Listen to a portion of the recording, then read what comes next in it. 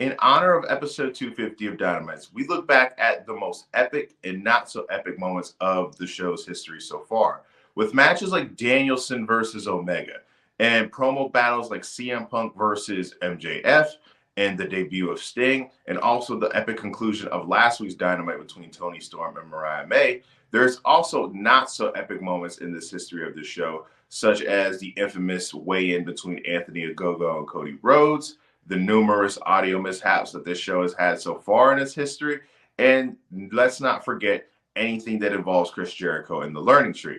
Now, tonight we have an epic card between matches with MJF and Will Ospreay that should be opening up the show. That is going to be commercial free. That should be great.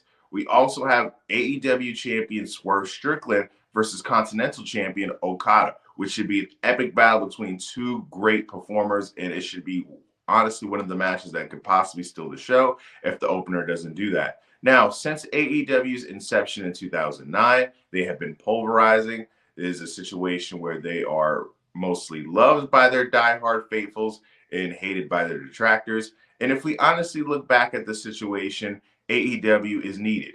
Now, if you aren't a fan of the show, that is fine. This is all subjective. You know, just the fact that you like graps, you're good with me.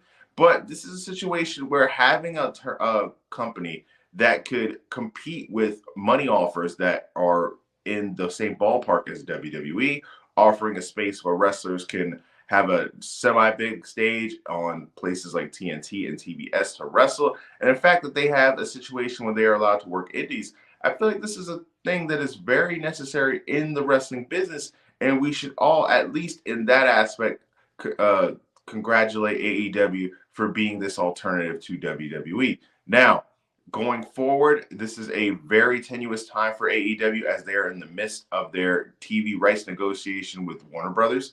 And tonight is a big night for the company ratings wise. If they can put up big numbers rating wise, this is a good step forward in this negotiation that they are having with Warner Brothers Discovery at the moment. And it's one of those situations where the better the ratings are, the more they increase, the more likely and more money that AEW is able to accomplish in this TV rights deal.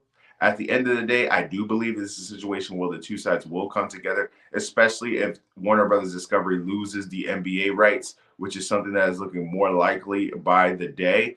Would be a good situation for Tony Khan because whether you like it or not, Tony Khan does provide 4 hours of live television and another hour of tape television for WB. And in this game so far, content is king. Now, if AEW is able to succeed in this TV rights deal to increase the money, you will be seeing more big time free agents, probably be seeing more of their content on a streaming service such as Max, which if you are a AEW fan or wrestling fan in general, this would be something that would be heralded and celebrated because I don't know about you, but I do not enjoy having to pay $50 every single time that there is a pay-per-view. Now, the shows are always worth it, but compared to the WWE, who have to just watch on Peacock, which is $5 a month, we are spoiled in that aspect, and I would like a similar situation like that with AEW. Now, comment below your favorite and least favorite moment in AEW's history so far. Like and subscribe. I am Kevin Zwicker.